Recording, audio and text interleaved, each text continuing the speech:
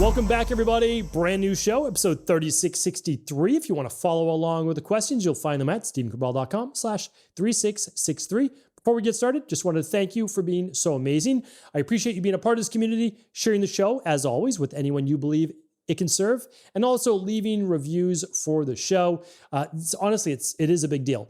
As the show gets more reviews, more good reviews, of course, it gets showed to more people on Spotify and iTunes, and that allows it to reach more people. So if you haven't left a review yet, I would very much appreciate that. All right, let's now dive into the show.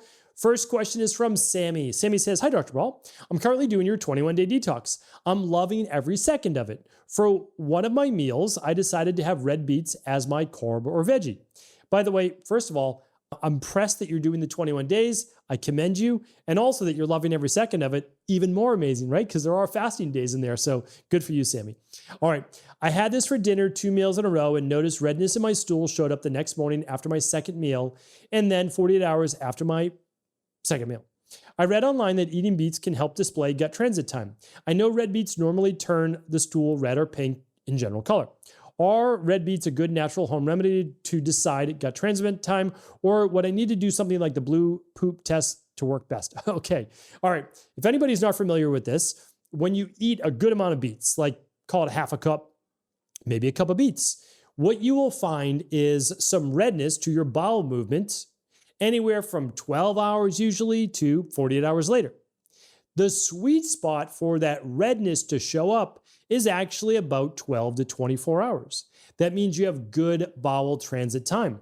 If it were to show up in under 12 hours, that means the food is moving through your system way too fast to be really properly absorbed. If it shows up after 36 hours to 48 hours, it means that you're most likely a little bit more constipated and not good for bacteria building up potentially in the gut. The blue poop test is literally putting blue food coloring. Oftentimes people put it into a muffin. I don't know why they do that, but it's just blue food coloring with anything. And they see then when you're literally your bowel movements, your poop turns blue. And then if it's within that sweet spot of 12 to 24 hours, you have good bowel transit time. And if it's later than that, 36 hours plus, it's slow. Under 12 hours, it's too fast. All right. So that's what that means. And yeah, I prefer the beet methodology if you want to test your bowel transit time. All right. Larissa's up next. "Hello, my patient recently tested positive for EBV VCA IgM antibodies with positive EBV IgG antibodies, but negative early EBV antigen and eBNA levels." Okay, got it. I'll explain what all that means to everybody in such a second. "She's experiencing fatigue. Would you consider this an acute or reactivated infection? Could it be a false positive? Would you treat this? Thank you in advance." Okay, so I don't think it's a false positive. I think that's more rare. What I think it is IgM means that there's probably a reactivation. The IgG it's probably going to be there a while if they've had Epstein-Barr virus, and that can show up honestly for months or years sometimes. From an IgG, that means late response, but that just means those immunoglobulins are hanging around. We do want them to go down over time if the Epstein-Barr virus hasn't been reactivated. So I've given actually this protocol many, many times, but I'm going to give you the full one. It's at stephencabral.com/the-protocol. It's for anybody dealing with the virus, any type of virus. People like to think of viruses as different. Not really. Honestly, not really. There are different types, but you still need to boost that immune system. And so while there are beneficial herbs and vitamins and all that for certain ones like CMV, a great herb is reishi, right? But the Epstein-Barr virus, what I use in my practice is something called monolaurin from coconut. It's used at 1 to 2 grams per day. And I also use L-lysine at 3 grams per day in divided dosages at 1 gram each. So that's what we do. That's the minimum. And then of course, we're always using our immunity protocol, which is vitamin C, zinc with copper, and vitamin D3. We're increasing that. And we are then using, of course, the omega-3s, the daily nutritional support as our minimum. Okay. So that's what we do right off the bat. No overexertion because Epstein-Barr virus is draining. So you want to make sure that you're in bed for 9 hours a night, maybe even 9.5. That doesn't mean you're sleeping the whole time, but you're getting your rest, working a breath work, red light, not a whole lot of sauna, honestly, definitely no cold plunge, but sauna is good, but it's like you can't overtax the body. So I have so many podcasts on this. Look up my podcast on myalgic encephalomyelitis. Look up my podcast on post-viral inflammatory syndrome or long COVID, all of these work essentially the same way. So yes, could be a reactivation. Most likely nothing, though very recent, dealing with the repercussions. And it's definitely in their system with these IgM and IgG antibodies. Okay.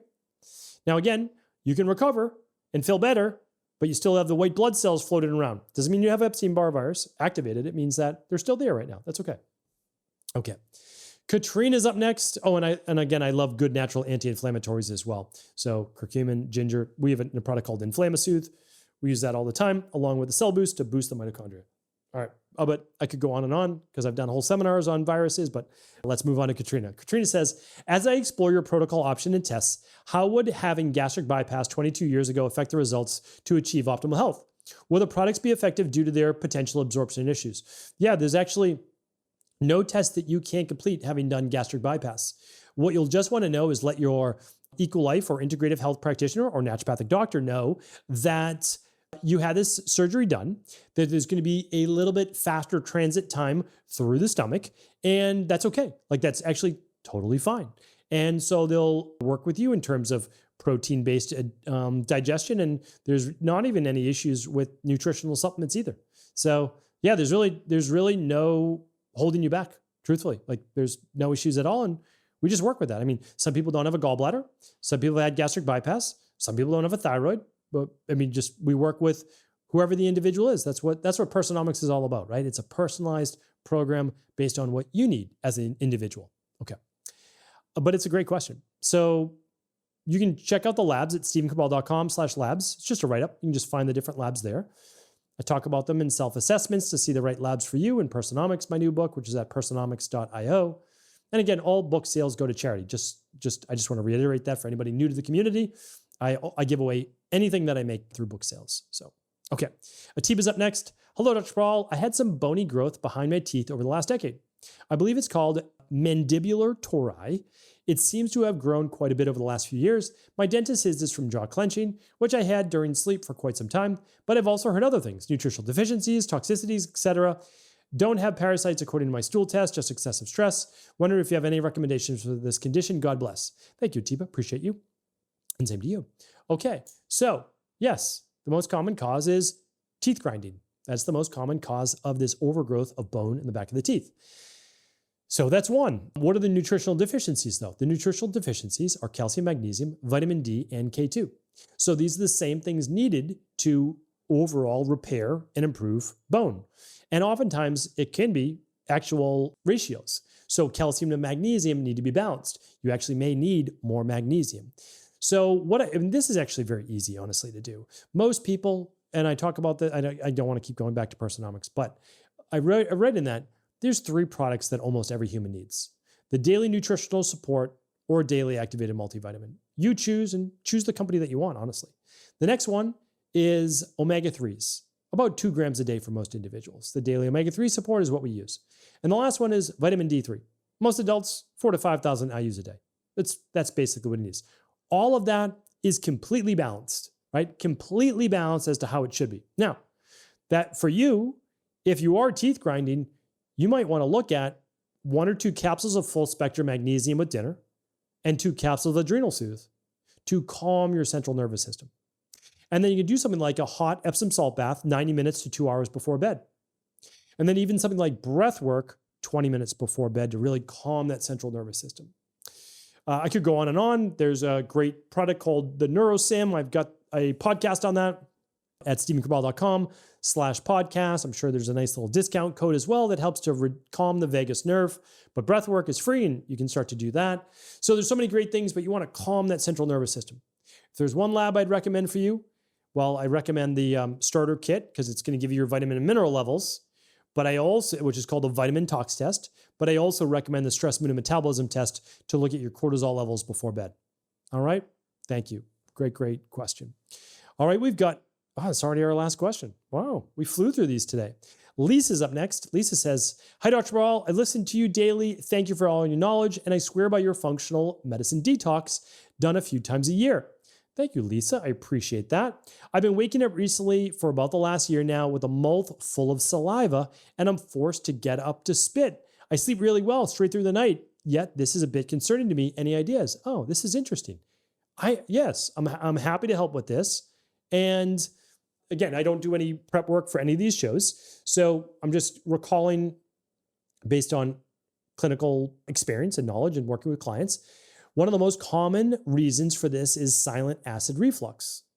So the way that you would know you can help this is stopping eating 3 hours before bed, but also try raising your pillow a little bit. You don't want to hurt your neck. I know that I'm sure you're aware of that, but prop yourself up a little bit. If it goes away or is drastically reduced, then it's most likely silent acid reflux, because the acid is coming up and that's causing you to create more saliva to dilute it in your mouth. Not good for your teeth either. That's for sure. The enamel on your teeth. So maybe try 1 or 2 digestive enzymes with dinner, and then just make sure that that acid is that you've digested that food. You're having it 3 hours before bed. Now, it could also be postnasal drip. So postnasal drip means that, do you have mucus in your sinuses or nasal passages, or eating foods at dinner that are food sensitivities, spices, etc., that you might be producing more histamines, that then's causing some dripping down the back of your throat, which causes, again, more saliva-based production. Why? That saliva contains a lot of white blood cells as well that helps to, like immunoglobulin A, that helps to move all these things away. Less likely, but possible, the body produces more saliva when there is a blood sugar imbalance. Higher levels of blood sugar can cause more drooling. Not for everyone, but that insulin secretion, the higher blood sugar, does sometimes happen. And the last one is any mouth breathing or airway obstruction. It can cause dry mouth, but oftentimes it's the rebound causing you to produce more saliva. Those are about 4 of the main reasons. And so test some of those out, put them to the test, right back in, or at least at cabralsupportgroup.com, and let us know how you solved it. Thank you, Lisa. I appreciate everybody's support as always. I'll be back tomorrow with a brand new Cabral concept. Take care, everybody. Be well.